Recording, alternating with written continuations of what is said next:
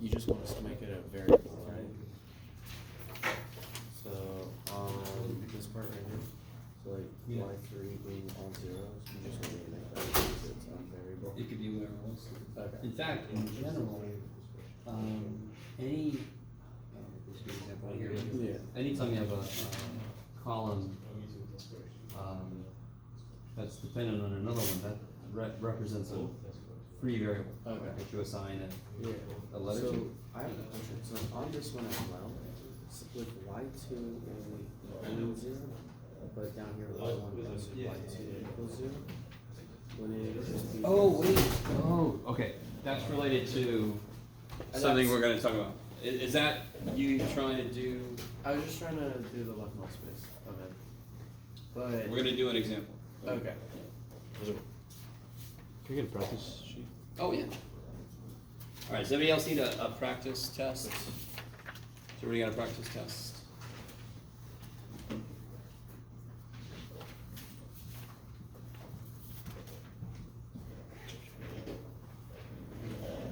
And real quick, Jaden's not here. Jordan. Hey.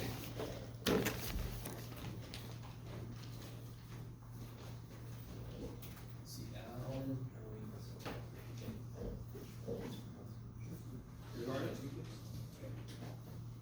Lucas.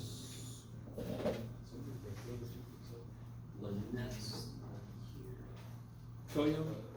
Sirpan. Paul. Hey.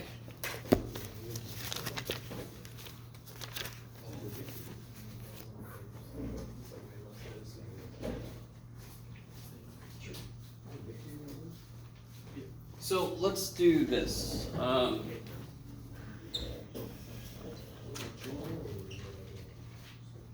Let's do this. I want to open today with looking at a problem on the practice test. And actually, I'm not going to do the whole thing, but number 2, I give you this matrix here.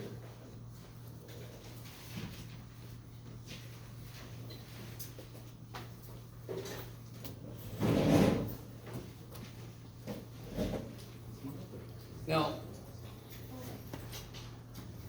its potential, let's see, I didn't really line this up well, but we'll be okay.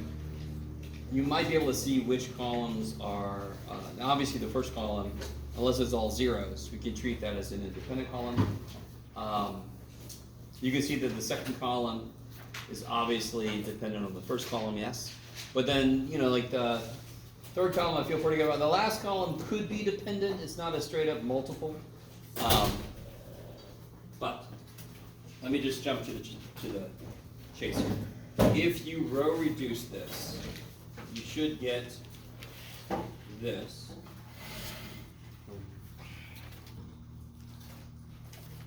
Okay. Now, what does that tell me? Say again? All right, the column rank is 2. Which columns are independent? The first and the third, yes. So the basis for the column space of A would be 2, 4, 3, and 4, 8, negative 1. Now, real quick. And I said something incorrect, so I'm going to correct it today. And I'm going to show you why it was incorrect. And I didn't catch it because I didn't even realize I had said it wrong, and then I kind of like doubled down on it later. But let's see why this makes sense. If I wanted to figure out the null space of AT, what's that also called? Null space of A transpose. Left null space, kick ass. I wanted to give you a shortcut for it, and there definitely is a shortcut. But let me show you. I just referenced the incorrect thing. So right here, if I wanted to do CR, this would be 2, 4, 3, 4, 8, negative 1 times 1, negative 3, 0, 1, 0, 0, 1, 1, yes? Mm-hmm. Okay, now, so that's part of what I asked you on the problem. And A equals CR, I think all you guys would eat that up for lunch, and you're like, give me as many of those, Jeff, yes? So I'm gonna give you one. If I wanted to start this process, wouldn't I have to write the transpose of A? Jeff, where are you at? There you are. 4, 8, -1, and 6, 12, 2. Now, real quick, I would then start to row reduce this, yes? Didn't I sort of already do that? Yeah. Okay, so here's where I made my mistake. I pointed to this as being the one you could transpose. It should be C being the one you could transpose. If I transpose this, can you guys already tell which two rows are going to become zeros? Based on what we had happen to the columns? The two rows that are going to become zeros are the two rows that are dependent on the other ones, correct? That's why they become zeros, because some linear combination of the other ones becomes that row, and then when I subtract them, I get zeros. Which two columns died? Which two columns did I leave out of my column spaces? The second one and the fourth one, yes? So the second and fourth one of these are going to become zero when I start to row reduce this dumb thing, yes? So don't even put that shit in there. The shortcut, the real shortcut I should have given you, is to take this and then transpose it. Because you already know that the other two columns, if you were to transpose it, you know already they're going to die. They're going to cancel out. Does that make sense? I didn't catch my mistake because when I did an example with this in my head, it worked out because it happened to be the zero vector. And if it's the zero vector, it's going to work no matter what. Okay, hopefully you guys see that. Now I want you to, all right, there's a lot kind of wrapped up in this, which is really, really cool. Does what I just said make sense? I really hope it does, because in order to find, if I made you do the entire process, you would literally take A, you would transpose it, you would row reduce it, you would get, then you would get your null space from it, and then that's your left null space, right? Because it's the null space of the transpose of the original matrix. So that's what we call the left null space. I like it. But this is a little shortcut. This is like, okay, you already know which rows, which were columns, are going to die. So don't even include them in the first place. How we doing so far? Sort of? So if I row reduce this, that's relatively quick, right? So I can double this and subtract it from this one. So it'll be 0, 0. If I do it the other way, double this and subtract this, that'll be 0, 0, 5, yes? Which is 2, 4, 3, 0, 0, 1, which is 2, 4, 0, 0, 0, 1, which is 1, 2, 0, 0, 0, 1. Exciting. Okay. Not too bad. Very quick. Yes? I have less stuff to look at. Okay. So I didn't catch that I had said that wrong, and I kind of like kept going with it until I started making the answer key, and I'm like, wait a minute. No. Something that kind of makes sense. So I have less stuff to look at least. If I forced you to do this by hand, you can eliminate some of your rows, which are just the same columns that you already know would become zeros anyway. So don't even put them in there, yeah? So what does that represent, what I just got? Yeah, so what's the basis for the left null space? I'm sorry.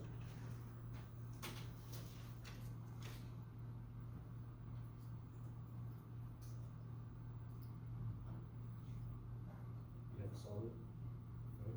Yeah, exactly. Free variable is x2. Do it again. Free variable x2.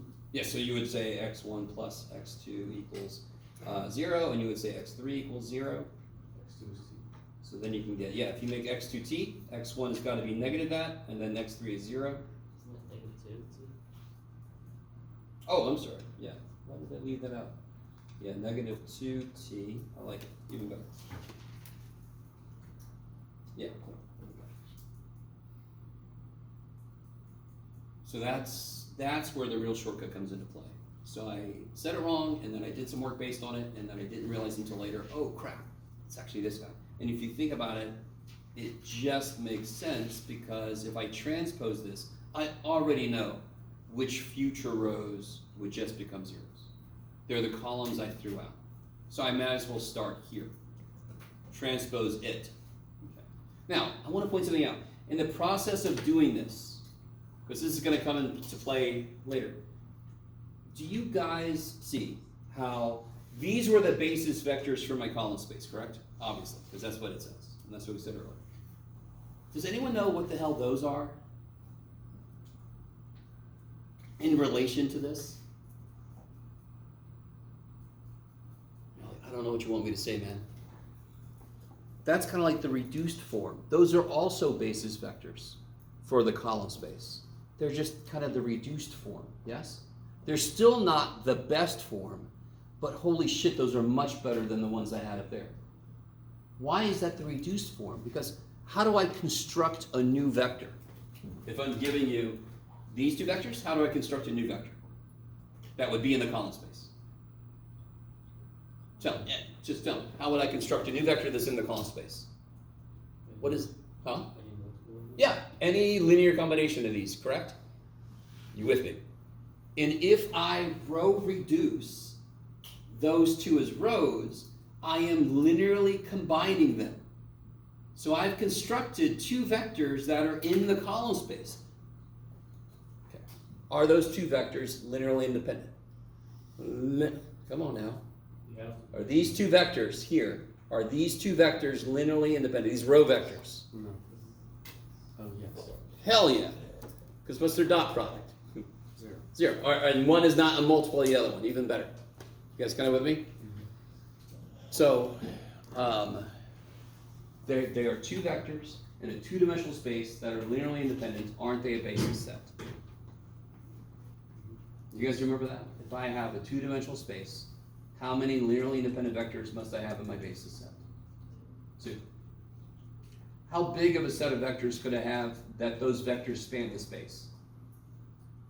It's a weird question, but yeah, infinite. To be a basis set, you have to span the space. Well, I could have 80 billion vectors span the space, but you also have to be linearly independent. That whittles it way down to be the exact same dimension as the space itself. Because that's the dimension of the space is how many directions I have to be able to move in. Yes? What would, all right, I really want you guys with me. So if you ever wanted to kind of reduce two basis vectors you got, to reduce them. You guys see what I mean by reducing them? This has got a lot of shit. Why is this really nice? Because one of them is frickin', you can do it. What is 0, 0, 1? Okay, That's the z-axis. Holy shit. Yes? And the other one's got nice small numbers and a 0 in it. That's beautiful. Tears, yes? I don't know if you guys are with me. Anyway, I'm sorry. So just in general, if you ever have a set of vectors that you know are linearly independent and you want to kind of put them in the lowest form you can and they still construct the space, you can just put them as rows in a matrix and row reduce. That's one of the immediate things row reducing does for me. Okay, is everybody with that? So I apologize, I did to you the wrong shortcut, but I just wasn't even thinking about it directly. I just was like, well, of course you do that. But it's the C that you have to transpose. It's this guy that you transpose. And then you tackle it. Is that cool as that? Mm-hmm. Okay. All right. I wanted to address that first. And then I can just open it wide up to whatever you guys want to focus on. If you have questions from homework, questions from the practice test, I have the answer key. Number 8, we didn't make it to section 4.2. Yes? Mm-hmm. We're going to do number 7 together, just because I didn't want to do a whole other sheet for the answer key, so we're going to do it together. Yes? Oh. You need 2 things. Yeah. Give me a second. Okay.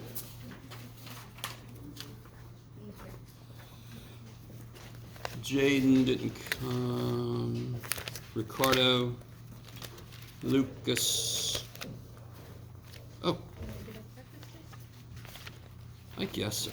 Let's see. Ricardo? Alan? Alan? Damn it. All right. Oh, sorry. Oh.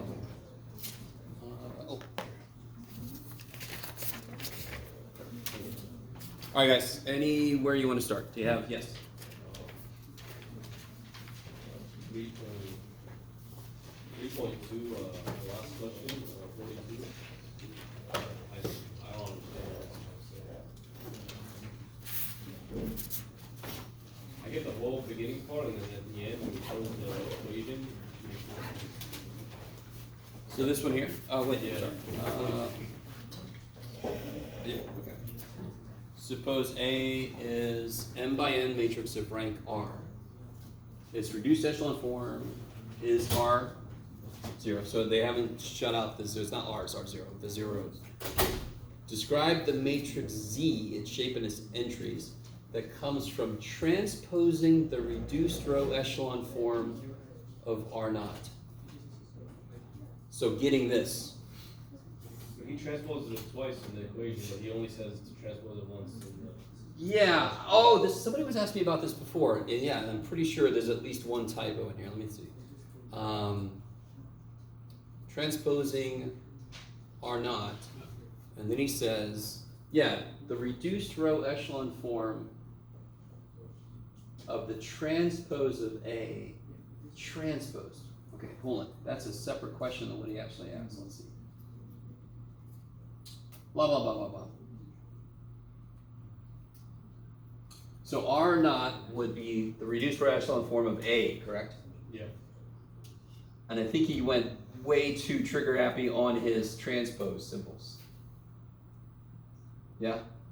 Yeah, I think there's an extra one. Yeah, I agree. This shouldn't be there. Well, this should be there, I think. Yeah. The inside one shouldn't be there. Exactly. Okay. Okay. So this kind of problem is a problem that's just screaming for you to give yourself an example. Because whatever's supposed to happen is supposed to always happen. The way this is worded, right? Okay. Okay. If you needed to, I don't know. But does everybody see that? You put one extra T there. Okay. Just be the transpose of R0, and R0 is the row reduced form of A. Okay. Anything else? So it could be any homework, it could be from the quiz, it could be from the practice test. Yeah. Can you start question 7 from the practice? Oh yeah, let's do that, because we're going to do that together anyway. So, very first question on number 7. What does this symbol here mean? Yes, so I want the orthogonal subspace to the vector space W, right? All right, so let's just attack the first part. And by the way, do you guys see, just to give you a little insight into Jeff's world here, do you guys see what I mean by this? A vector B, how should it be written? As a column, yes? My math type license expired right before I started finishing up number 7. So it wouldn't let me put that in, so I just had to tell you that and then transpose it. Yeah, so you guys with me? So that's what that means. It wasn't supposed to be some tricky thing. It was just math type wants money from me or something. How do I find a basis for W? This part should be relatively easy. How big is any vector in that space? And actually, it already says it's a subspace of R3, so it's got 3 components, correct? How do those 3 components, how are they supposed to interact? What are the components of a given vector in that space? X, Y, Z.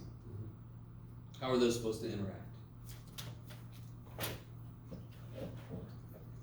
Do I give you a relationship between the 3 parts of each vector? Z is negative 3x. Yes. Okay. So the third component of any vector in the space, Jeff, there you go.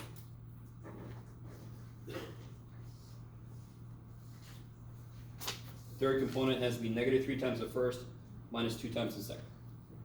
Now, if I want to make this, now I could have made it x1, x2, x3, so it'd be a little more like what we're used to, but I kind of wanted to live within more general mathematics. If a vector in this space is x, y, z, how many free variables do I have?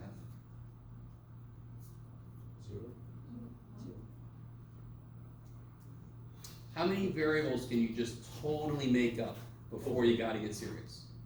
X and Y. Yeah, I can totally make up x and y. Can't you give me whatever the shit you want to for x? You can just tell me whatever. In fact, to be really honest, you can give me whatever you want for x and z. But there's 2 of them I can just completely make shit up, and then they together make the third, yes? So don't I have 2 free variables? They are free to be whatever the hell they want to be. Just together they construct the third guy. So I don't have 3 free variables, I only have 2. And why does it make sense? What is this the equation of? What kind of object is this the equation like? A plane. And a plane should have 2 directions of motion, right? 2 free variables. Okay. So if I want to construct this, I would have x, I'm going to make it t, y, and then what's z?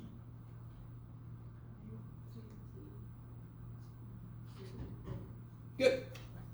And so now I can decompose that into 2 basis vectors. Is everybody decent when I do the TW thing? Some of you guys who follow the book really well, I noticed some of you guys are doing like they do in the book and they're making 0, 1. Some of you guys doing that are making mistakes with it. To me, this always just made more sense. I can see everything in one package. I really hope this makes sense. How do I tease out my 2 basis vectors? I write one vector that's all about t, and one vector that's all about w. Holy shit, so what's the t dude gonna be? 1, 0, 3. And what's the w dude gonna be? I probably shouldn't have used w, because w is the whole space, but 2 will be over. 0, 1, negative 2, I like it. Yes, okay, good. Oh, I see what I did. Good job. Okay. How are we doing so far? Okay. So that's a basis for W. Now I need a basis for the orthogonal to this. So let me ask you guys, especially my people that are in or have taken Calc 3. If I want to, all right, even if you haven't taken that, you're in linear. What's true about the subspace that is orthogonal to this space? Every vector in the orthogonal subspace better be orthogonal to both of those, yes? So there's 2 ways to get that. One way is a cross product, yes? Now I don't think cross product, remind me, I'm really sorry. I'm teaching 2 classes that are very similar in content. We didn't talk directly about or did we talk about it in here? No, cross product does not come up in here, which makes sense because actually we don't care too much about cross product with what we're doing. Does anyone know the other way? So one way would be to apply the cross product to those, because the cross product only defined on R3. If you feed it 2 vectors, it'll give you a vector that's orthogonal to both. That's its whole meaning for existence. So I really want you guys to understand what I'm trying to do right now. Is everybody cool with that? That should have been the easy part.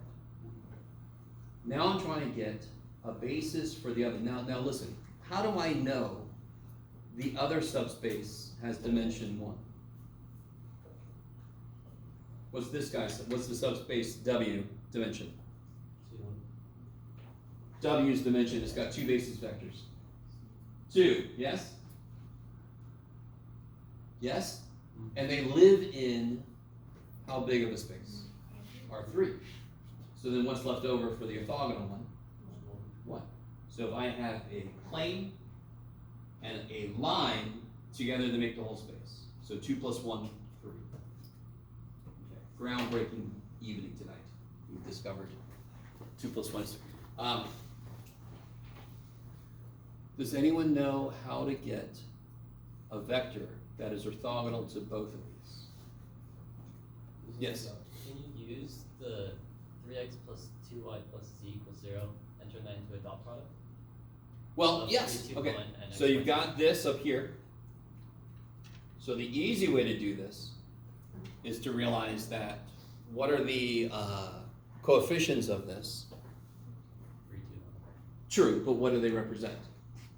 The normal vector. Yes, why? Because, like you just told me, how do I convert this into a dot product?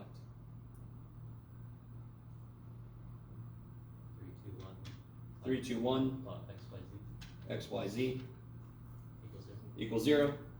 Yes, therefore this vector must be, by definition, orthogonal to this one. So that is the ultimate shortcut to how to do this. So that should be the answer, yes? Now, I'm still going to show you the slightly longer way, just because it ties into something we talked about last time. If I put both of these vectors into a matrix, 1, 0, negative 3, and 0, 1, where do you go? Negative 2. Oh, and, wait, am I getting a little ahead of myself? Oh, I am. I don't really quite do that yet. Oh, yeah, okay. Then if I find this guy's null space, yes? If I find this guy's null space, that is by definition going to be orthogonal to the plane that I'm doing, yes? So that's the other way to do this. So it's really neat. If I find this guy's null space, what do I get? I get x1 equals 3x3. I get x2 equals 2x2. So I'll get, if I call x, not 2x2, 2x3, if I call x3 t, I'll get t, 2t, 3t, I'll get 3, 2, 1. That's left node switch, right? Oh, in the context of this problem, we don't have to get that specific, but it would actually be just the straight up null space. Because this is not coming from the transpose of the, actually, wait a minute, let me think about this. Yeah, this is the transpose, so this would be the left null space. Okay. So, two ways to do it. The first way is very straightforward, but you had to kind of realize that was a dot product equals 0, so that means I could just see the vector that's orthogonal to everybody. The other way is to kind of use the fact that we know that the null space has to be, the left null space has to be orthogonal to the column space. Yes? Okay. Now, so what is this again?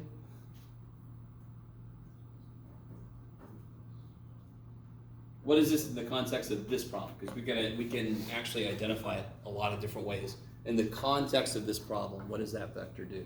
The basis for That's the basis for orthogonal. the orthogonal subspace, 11. So, just to summarize what we got so far.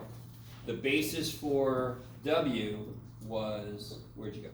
1, 0, negative 3, and 0, 1, negative 2. And the basis for the orthogonal subspace was the one you just did, Jeff. 3, 2, 1. Shibboleth. Now, the rest of the problem is actually related to something that's from the homework, finding a combination of two vectors from each subspace that compose to make this vector. So, does anyone have a clue how you might do that?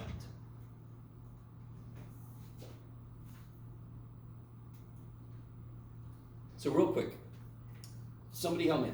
What does this equation there mean?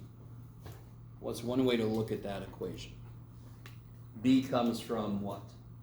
Column space of A. Column space of it. B comes from combinations of the columns. What part of that expression, that formula, that equation, what part holds the multipliers in those combinations? Meaning, I take this many of this column, this many of this column. X does, yes? All right, let me say this again, because it's really important. And this is old news and new news and whatever. X, if I look at it, remember the column picture versus the row picture?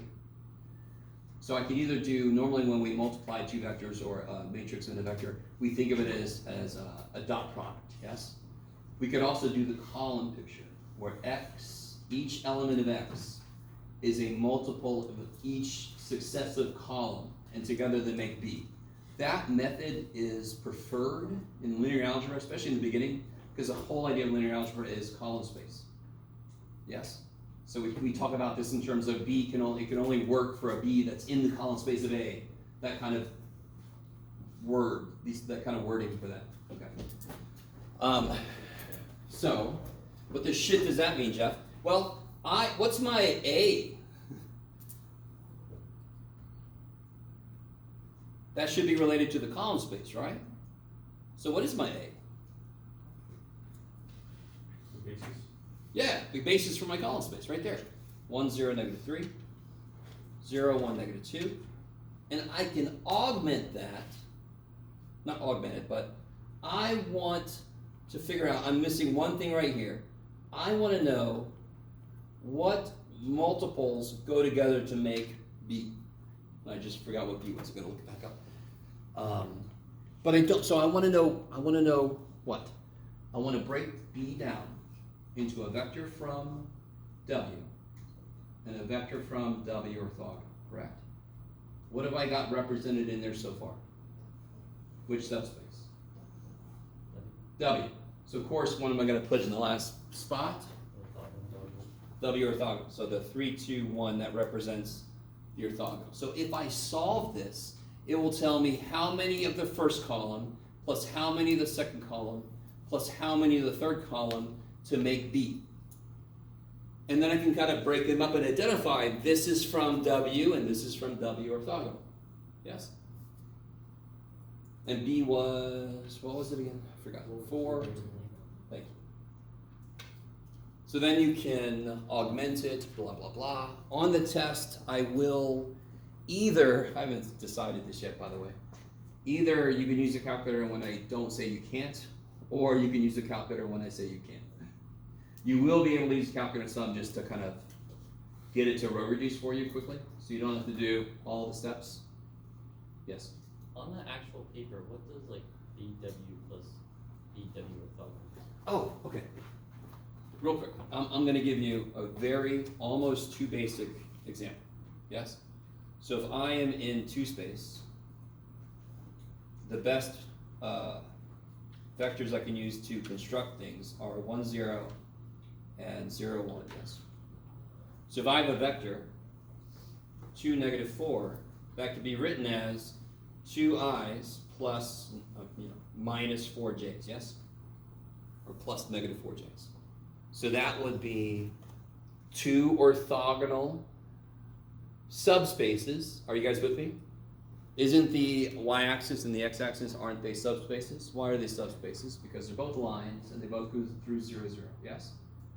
Okay. That tells me how to construct a vector in that space using basis vectors. In this case, orthogonal basis vectors, which is the best. I kind of told you that's where this whole chapter's headed. We're kind of, I'm not sure how you're going to take this. We're kind of finally getting into the meat of the subject. The way this book is constructed, it really goes into kind of not very heavy computation, but heavy concept. Do you guys agree with me? Okay. And it's kind of just setting a lot of groundwork, which is a different approach than what I'm used to, but and then we're going to get into some real meat. And the minute we start doing more heavy computation, you've got the conceptual framework there to build on. So we'll see if that works as well as trying hopefully will. Okay. So we're about to get to the point. Does that make sense? Whoever asked the question, I think it did. That's a concrete, crazy simple example of what the shit we just did. I have a subspace with basis vectors. In fact, I have a space. Let me say it like this. I have a space, R3, and I broke it into 2 orthogonal subspaces. And I wrote a given vector in R3 as components in one subspace and the orthogonal. That is equivalent to the 2, -4 problem I just did. just much, much crazy, much simpler. Is that okay? Yes. I'm getting a little confused on the notation though. It's because it says BW plus BW orthogonal. Like B is a column vector, so it should Oh yeah. be like a matrix. It's kind of like I should have said something like, well, B. You can think of it as having a BW in the W direction and a BW orthogonal in the W orthogonal direction. Are they Does the that make sense? components?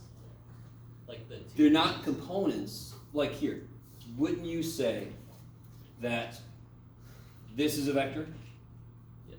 and this is a vector? But this would be like BW and BW orthogonal. They are both vectors, but this lives in W and this lives in W orthogonal. Is that better? This would be like BW. Is B sub W? Yes, B sub W. Oh, Yes. okay, I thought it was a multiple. You're okay though. It's still, I agree, it's a little bit tricky, especially because that's the newest shit, and we haven't lived with that very much. How we feeling? So there are a couple homework problems that relate to this kind of work that we just had to do here. Let me splash this back up here. So the last thing then, where did we end up here?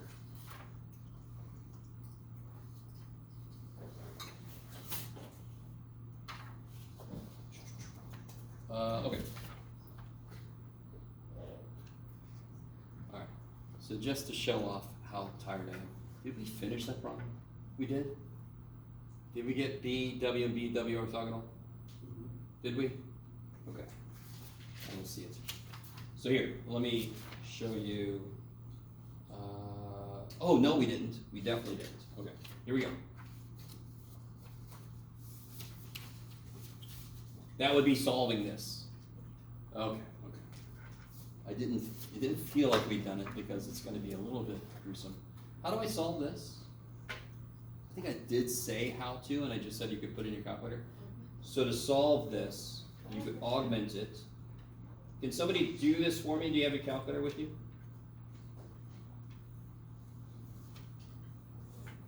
Yes. Why translate just negative like the last? Say it one more time. Why do you have a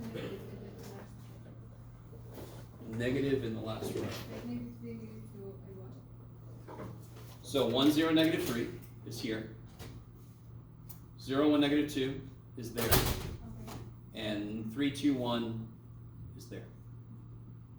So I'm trying to figure out how much of this column plus how much of this column plus how much of this column creates this vector. And again, I don't know if this is, it might be too simple of an example, but it's exactly like this. If I give you a vector, you can break it down in terms of its x component and its y component. These are both still vectors. This vector lives in W, this vector lives in the orthogonal to W. So that's really all this is doing. Do you guys remember how to, and most of you should, because you're always desperately wanting me to let you do this in your calculator, how to row reduce this in the calculator?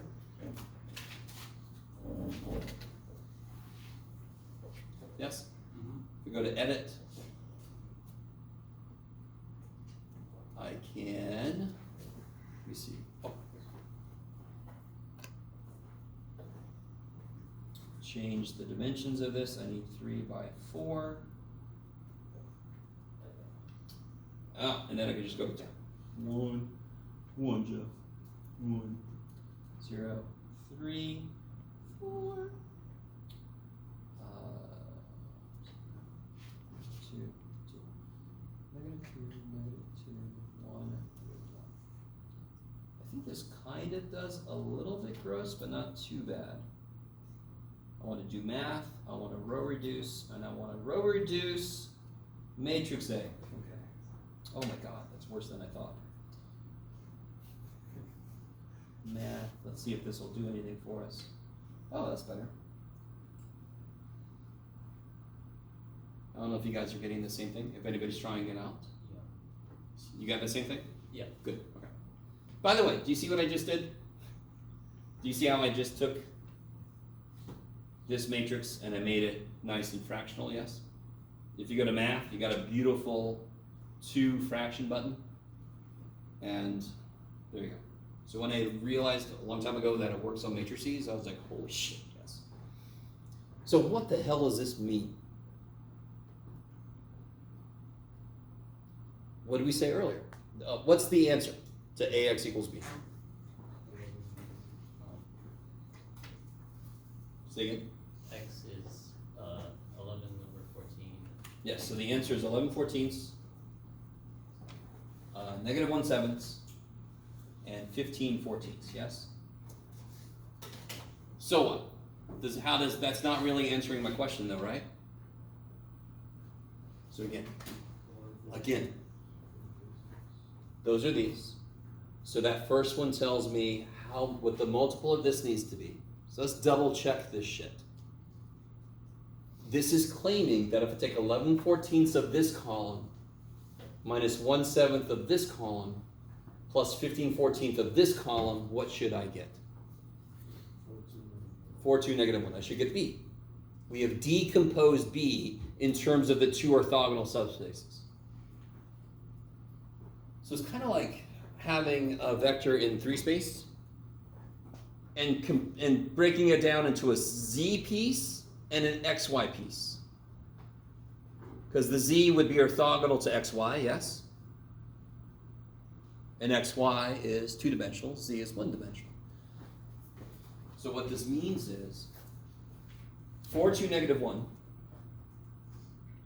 can be written as 11/14 first column plus, well, minus 1/7 second column plus 15/14 third column. So this would be what? W basis. Yeah, this is the W piece, and this is the W orthogonal. Yeah. Becoming orthogonal. Okay. So let's try it out. 11/14 plus 45/14 is 56/14 is 4. Let me do this. Do you guys see where I came up with all this shit? If I'm just looking at the first component, yes? If I add all these first components, it better be 4 or all of this is crap. 11/14, nothing, plus 45/14, is that cool? 11/14 times 1, plus 0 times this, plus 3 times 15/14. 11/14 plus 45/14 is 56/14. 56 divided by 14 is 4. We have constructed the first piece, yes?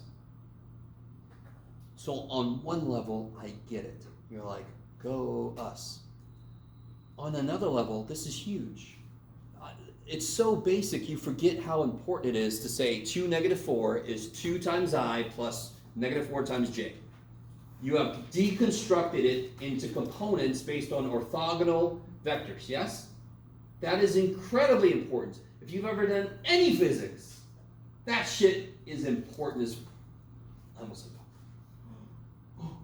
You guys kind of with me? So being able to break things into components, especially orthogonal components, is crazy important.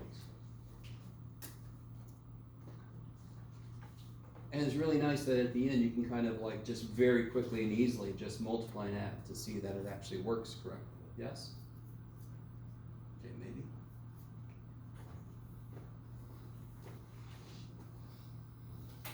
Okay. So thankfully that's all 7 wanted from us. Poor little 7. Okay. My math type is updated by the way, so let's get your nice vectors. The way they're supposed to be. Is that okay? Anything from 7? So number 7 is kind of cool because it has a lot of the stuff we've done so far all in one problem. From a student perspective, that's the worst. I understand. You want a streamlined question that has one thing, I understand. But you should be used to that not being true. Did anybody And again, you know, I totally get this. If you just do the homework, you should be pretty ready for the test, because I do pull a few of the problems out from the homework kind of section. Yes. So don't feel bad if you don't have the time to do the practice test. Practice test is nothing you have to turn in. It's not required. At the very least, kind of look to see what kind of questions I kind of like to ask. Yes, that's another reason why I do these. Did anyone try any of them and it didn't make any sense? Or like number 2's got a crazy amount in it. Yes, because we can analyze the hell out of any given matrix. So I just made you do it. In fact, there's one more that I list because the first thing is a problem. Factor this in CR. Yes, and then it's active.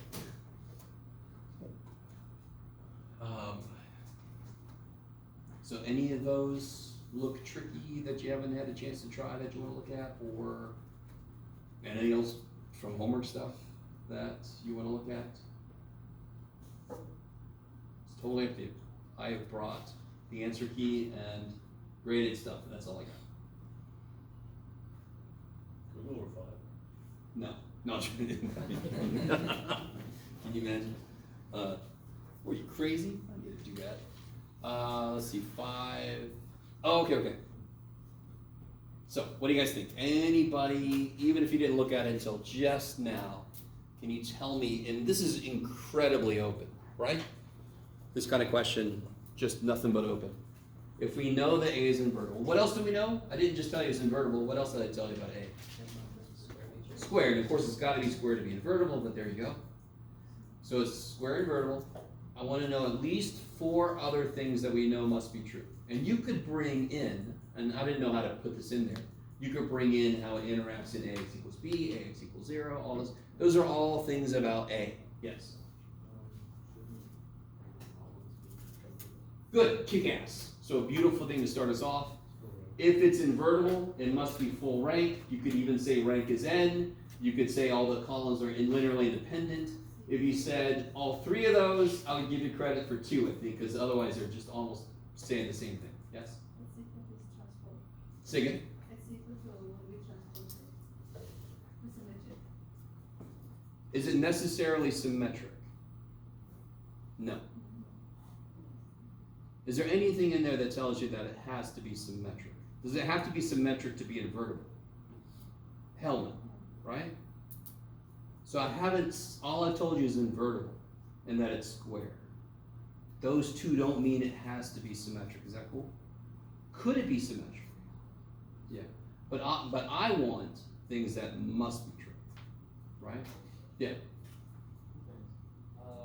One, it does state it's symmetric. It says it's an n by n matrix. No, it's n by n. That just means it's 3 by 3, 4 by 4, right? That just means it's square. It doesn't mean it's symmetric. Yes?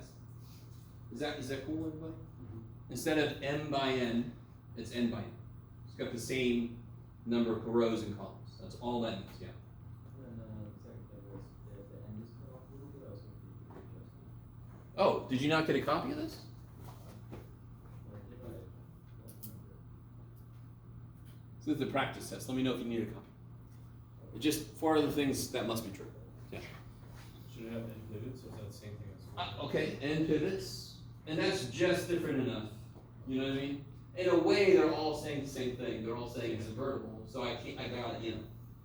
But if you say something like, it's got 4 linearly independent, it's got n linearly independent columns, and when you row reduce it, it becomes the identity matrix. That's kind of almost saying the same thing, but probably would give you credit for that. What are they? Anything else you guys can think of? What about AX equals B? What's got to be true? You must have a solution. In fact, you know what the solution is. What's the solution to AX equals B for number 5?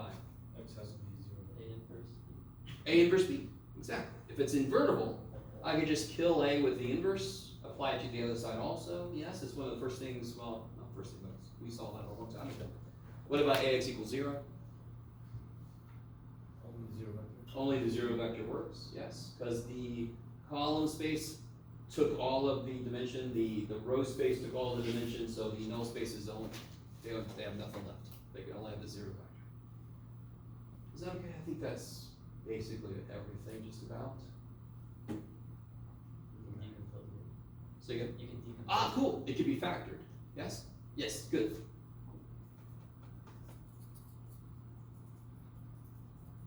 Okay. What about number 6, real quick? Since we're on the idea of like these conceptual questions. Every single question is conceptual, yeah. They might, for the first bit, they might span R5. Not necessarily any specific set would not necessarily, form a basis because they might be independent. There you go. So I didn't say anything about, in fact, every single vector I give you could all be dependent on one of the vectors, yes? So might they span R5? Yes. Because you got 7. You could have 5 independent. We don't know that. So they might. If you took any 5, would they have to be? No. Because maybe they're not, there's only one that's independent. You guys got it? So I'm hoping, I never know, because to me, the idea of I need as many basis vectors as the dimension of the space I'm in to be a basis, yes? Right? So there's a lot of questions that kind of like come at that from different angles, but they all say the same thing. So this is one of those.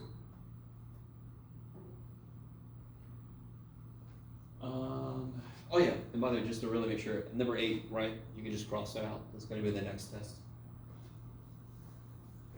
That's from section 4.2. We didn't quite make it there.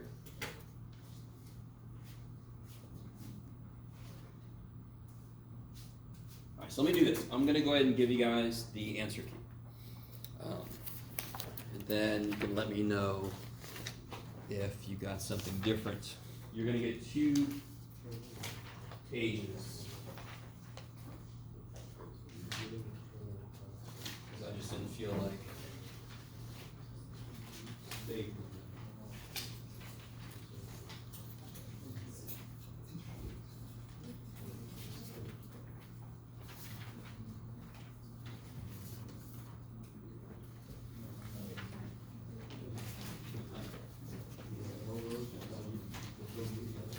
No.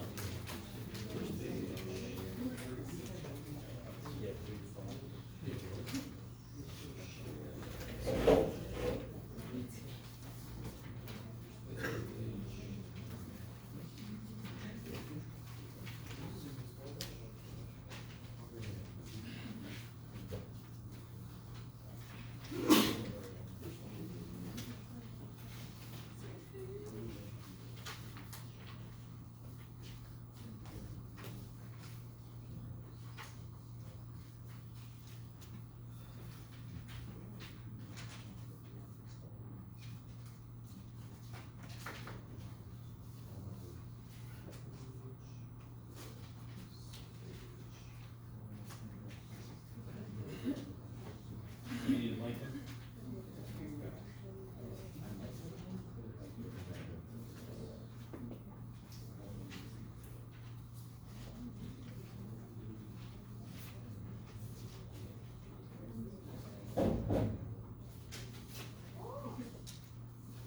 This isn't my writing, I'm very sorry, but I think it's some of my best writing, which is still a pretty low bar. Somebody else should do it. Oh. Wait for Monday, I think to see some people again. Okay.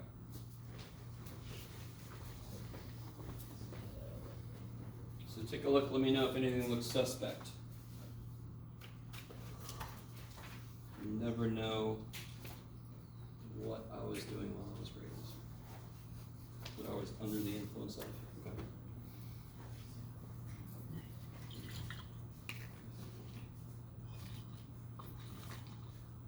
One thing I thought was kind of weirdly worded on my part, but I did the best I could. I think I might have gotten this from the book or something, I can't remember. If this is invertible, then each matrix is invertible. So I just gave you that information for free. Then I want to find a formula for V inverse that involves these. I don't know if anybody tried that problem out.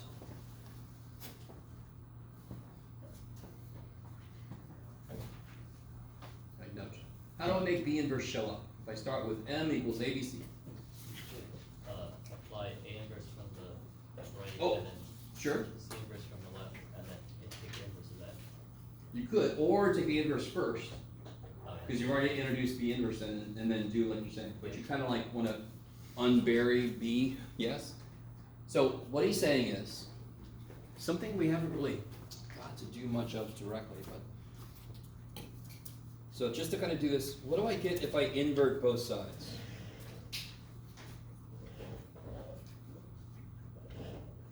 How can I rewrite this? C inverse, B inverse, A inverse. Okay. Now, in general, what's really interesting is you could have a product that's invertible, but well, let me see, transposable is a different thing. Let me not go too far into this. So what you're saying, and I kind of like the way you put it, and I've already forgot what word you used. I want to kind of like eliminate these because matrix multiplication is not commutative. Multiplying on a certain side is imperative, right? So we're not used to that with numbers because 6 times 7 is the same as 7 times 6. But if I want to cancel C inverse, not just what would I multiply both sides by, but on what side would I multiply both sides by? Left side. Yeah, so I'd multiply the left side by C. Because then what's C inverse? C inverse. So because CM inverse equals B inverse A inverse. And now you kind of get the idea. The only thing left that I want to get rid of is A inverse, and I can attack from the correct side on both sides of the equation. Yes? So with matrix multiplication not being commutative, I have to be very careful about the sides that I'm multiplying on. Okay. Yeah. If I did it on the right side, I should do it on the right side on the left. Is that fine? How do you mean? Sorry. If I did C times C inverse on the right side, and I just did M inverse times C on the right side, is that fine? Or- Well, if this is M inverse C, you're wrong. Oh, okay. You with me? Since matrix multiplication is not commutative, what does that mean? That means that multiplication on both sides of an equation doesn't just involve multiplying by the same thing, but on the same side. But I'm saying if I did it on the same side of both sides, is that fine? I still don't quite know what you mean. Can you show me? I think it was M inverse times C, and then it was C inverse.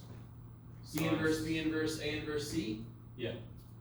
but then that doesn't get to there, Oh, okay, I see, it makes sense. because it's not I commutative. get it, okay. Yeah, so the only way you can make sure that C attacks this is if you multiply on this side. Right. If you multiply it over here, Or you multiply it A. can't get in here because it's not commutative. Yeah. I like it. That is something we are not used to having to worry about, because we're used to having mathematical objects that are commutative, so we don't even think about that. Okay, that's all numbers are, mathematical objects, and these are just mathematical objects. They just act differently. Poor little guys.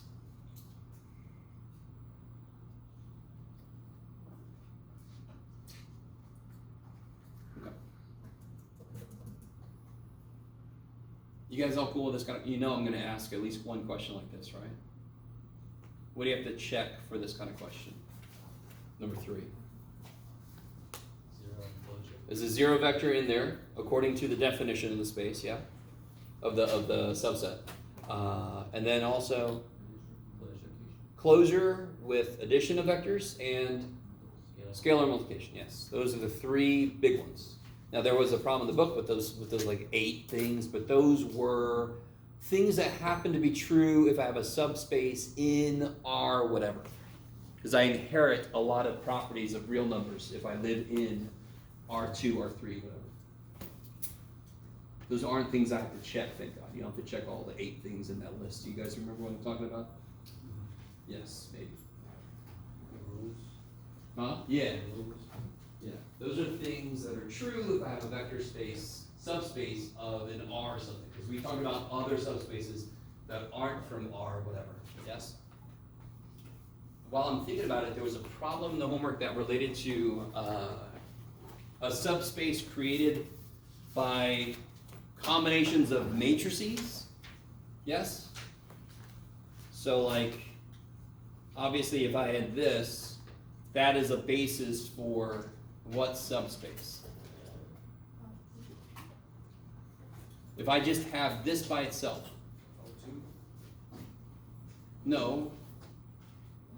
I need you to understand R2 would be points. This is a matrix. Yes? So, if I wanted to get these all possible 2x2 matrices, how many basis vectors or basis matrices do I need? 4, good. So if I wanted to get all, I need 1, 0, 0, 0, 0, 1, 0, right, and so forth. Then I could construct any frickin' 2x2 matrix I want. So remember that this was like R 2x2?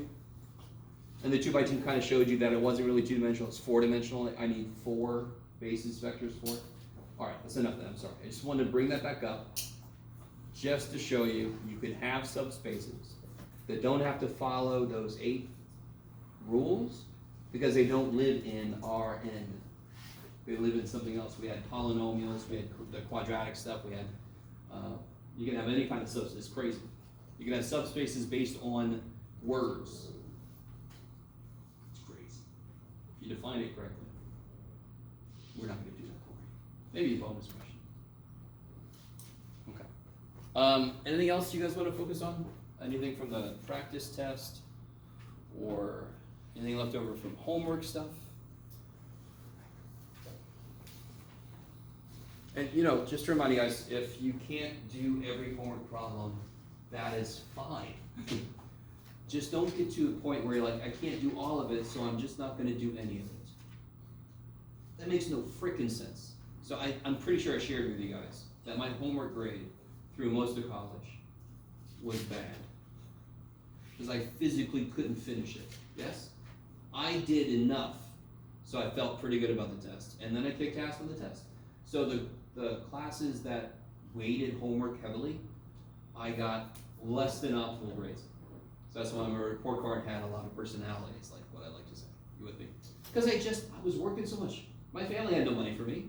I had to pay my own way through college. So of course I'm working my ass off. And then I physically couldn't find time to sit down to finish. You with me?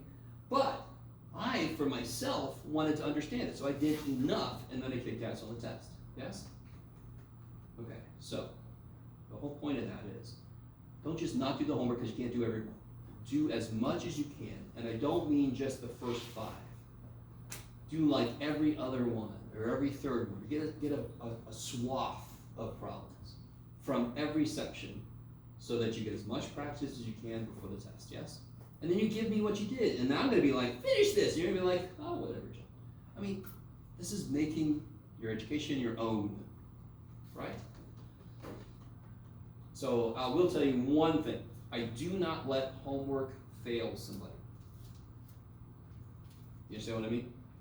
If I calculate your average before I put the homework grade in and it's 70, you pass. And if I put the homework grade in and it becomes a 66, you pass. Now, you are all old enough and mature enough in your academic career to understand I did not just say you don't have to do the homework, right? Because if you don't do the homework, you're gonna die on the test. I don't give a shit how little I do with the homework, you're gonna die on the test. And that's definitely gonna hurt you. You guys gonna with me? So again, let go of doing every homework problem. I know it sounds weird to hear a teacher say that, but that is generally true. Even if a teacher doesn't say that shit, you control your education. I had teachers that hated me. You never give me all the stuff. I'm like, I can't, leave me alone. You kinda with me? No? Okay. All right, what do we got? Anything else? We got, you can ask from the quiz, from whatever, yes? When the homework asks describe the smallest spaces of matrices. Yeah, where are we at? It looks like the matrix is 1, 0, 1, 0, with the smallest one would be A, B, 0. Oh, I think I remember the one you're talking about. It's just any multiple of, Right? So, Does that make sense? do you remember which problem it was? Yes. I almost remember the one you're talking about. Like for example, this one. What is that one? It describes Number 10 is, This is 3-1. 3 1. Okay. I just want to put it up here for everybody. 3-1, number 10. Oh yeah, okay. Yeah, okay, good. Yeah, beautiful. So this is almost like what I was just talking about. So you're looking at like this one, for example, right? Yeah. So the funny thing is about the way you describe this, can you give me, all right, I want to see if you guys are cool with this. If I ask you to describe the space you can make with the vector 1, 1, how would you describe it? Huh? Sure, you could say it by make every linear combination you can. So it almost doesn't matter what letter you use. If you use the letter A, you just described every, right? If I want to do the subspace where x equals 2y and I'm in R cubed, that would be, you can do it, Jeff. 2, 1, anything. Where am I at? Over here. 2, yeah, x has got to be twice y, and then z can be anything. So that one, this is too much because it could be like 2 separate vectors, yes?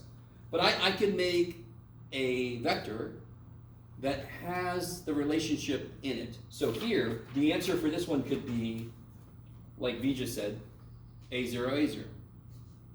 That is the form that every matrix in the space that contains looks like. Why is it a subspace? Because it's a linear combination. Sure. Of B. It contains the, what's the zero matrix? The matrix that only has zeros in it. Does it contain the zero matrix? Yes. Is that part of what they asked you, by the way? No. This is me just adding shit on. You with me? But it says subspace here. A0, A0. If A is a 0, then I've got the zero vector, yes? Right. Any combination of these, I think this is where you were going, is obviously in this form. So that's kind of like, well, just there for you. Okay, maybe? But when you first read this, you're like, let me describe it. It's woodsy with a hint of citrus. No, what the hell? Right? What do you mean? you come with me? So that's how you describe it. You can just give any linear combination. So like, how would you do A? That makes more sense with linear combination. A, B, 0. Yeah, A, B, 0, 0. Exactly. And that is sort of like before we break it up into the basis vectors, when they have 3t, s, negative t plus s or whatever, that is what you're kind of doing. You're putting the basis vectors back together like that. Okay, I like it. Because if I give you this, oops, there. To give you that. That gives you a lot of information. That says the first component is 3 times the second, right? The third component is the last component minus the second component, yes? And the last component and the second component are anything they want to be. Does that make sense? We break it up into basis vectors because it's easier to work with if I just see the actual numbers in the basis vectors. But this by itself holds a lot of information. And that's basically what that problem wants you. Okay, I like it. Okay. Anything else, guys? Just to remind you, on review days, if you are ready, you could head out. If you have questions, ask away. I'm here. Yes. I just wanted to ask, for the test, is it just gonna be like chapter 3 pretty much, and then probably like 2, 4, Yeah. up through 4, 1, yeah. If you do 27, 3, 1, 3, 2, 3.2. Now, also, some of you guys are like, I don't want to leave because somebody might ask a good question. 27, 3, 2. I'm not trying to get rid of you, by the way. I just see a lot of you staring at me like, will you shut up already? You can leave. This one here. This one? Yes. Okay. So how is the null space, of that space? And notice what's happening here. C is a matrix, yes? What's A? A's in null space? No, what's A? A's another A is matrix. another matrix. So you've seen this enough. Nobody's really asked me about this, but I don't think I've really directly addressed this. If A is 1, 2, 2, 3, I'm gonna put 1, 2, 2, 3 here, yes? So is this just a 2 by 1? No. No, because it depends on how big A and B are. Now, A and B have to have a certain relationship for this matrix to make sense. You can't have a matrix that's shaped like this, yes? Do you know what I mean when I do this? Yeah, okay, you guys with me? So A and B have to have a certain size that matches, yes? Okay, so how is a null space related to, of C, related to the null space of A and the null space of B? So what have you tried to do with this? How do you investigate the null space of C? Let's start there. Well, I started with,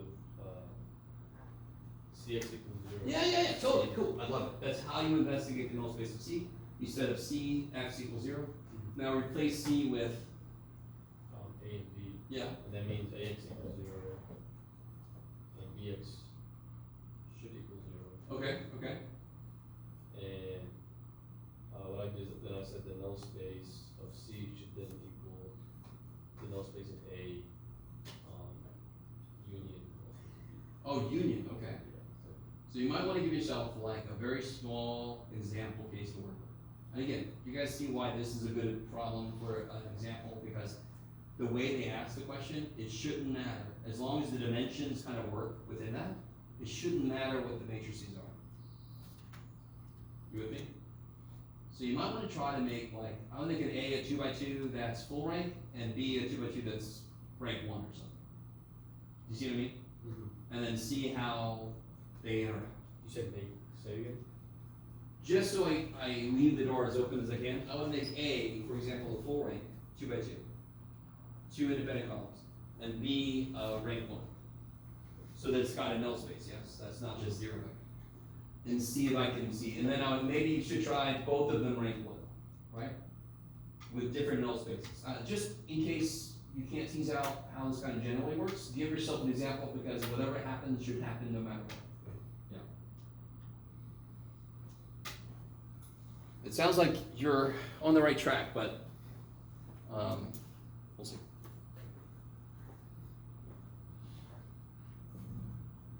The only way, think about the only way it could make C 0 is if it makes A, B. I don't want to go again. It's a situation. Is it not the intersection? No, you didn't see it.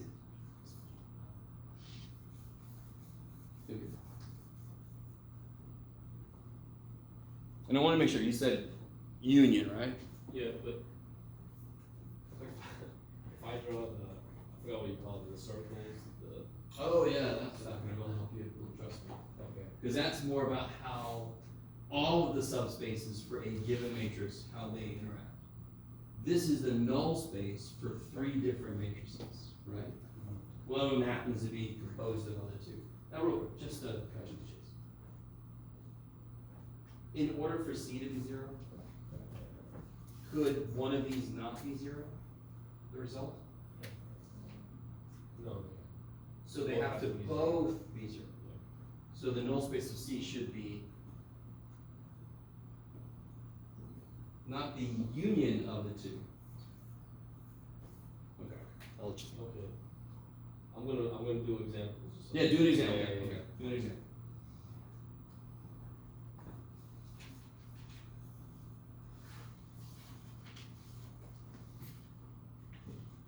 Or we all just wait and see if anybody asks a good question? No, what's that? I did have one. Yes. 3, 5, 24.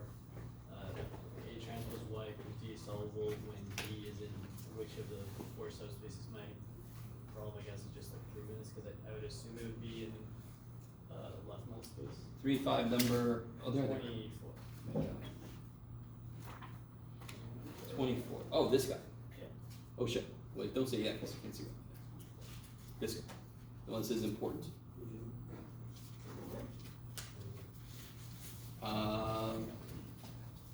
Yeah, A transpose Y equals D is solvable when D is in which of the four subspaces? Ooh, yeah. The solution Y is unique when the blank. Oh yeah, in which of the four subspaces? I got you. So the tricky thing about this problem is this is the transpose of the actual matrix they're talking about. So the four subspaces they're talking about are about A, right? Obviously, it can't be in the left null space because if Y, I'm sorry, how do I say this? No, I'm looking at this backwards. When D is in which of the four subspaces? Oh, okay. If this was 0, this would be talking about like the, let me think about it for a second. No, not quite. So this is the transpose of A, and I'm trying to talk about the original matrix A, right? Okay. So if I transpose it, then what's the space that this is actually talking about? So if I have A, x equals B, B has to be in the what space of A? Column space. So in this case, A transpose, so D would have to be in the column space of this, which is the row space of the original, right? Okay. And what's it say? The solution Y is unique. Oh, okay. Yeah, that's the second part of it. The second part, gotcha. Okay. The solution Y is unique. Oh, yeah. So what's the only way the solution can be unique? And in fact, if it was unique, I would know exactly what it was. A transpose is invertible. If A transpose is invertible, right? And there's a theorem about if A transpose is invertible, is A invertible? Yes. So therefore, the Y is unique when A is invertible. So then what would have only the 0 vector then? If A is invertible, which spaces? Let's say which space, to be careful. Well, which space? No space. Huh? No space. Null space. For example. Yeah. Okay. Yeah, that's a little tricky. But it's kind of nice because if you put it back into, if it was normal, and what I mean by normal is AX equals B, and then think about that and then try to put what you just thought about in terms of this. So now this is talking about the row space, whereas AX equals B would be talking about the column space, blah, blah, blah. Okay. Maybe. Always hopeful.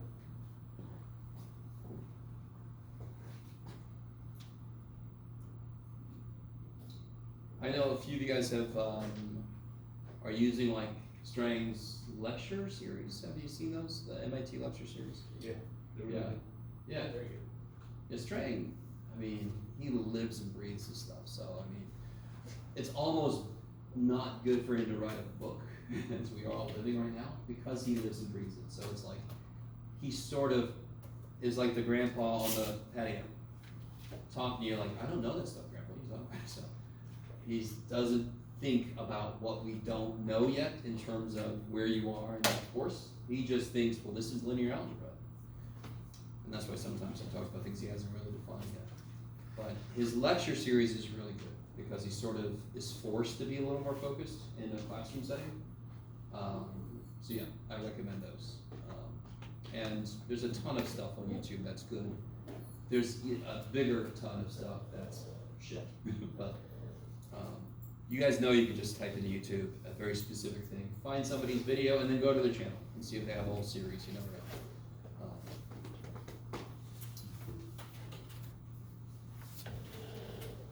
Okay, I think that's enough. All right, so test is Monday.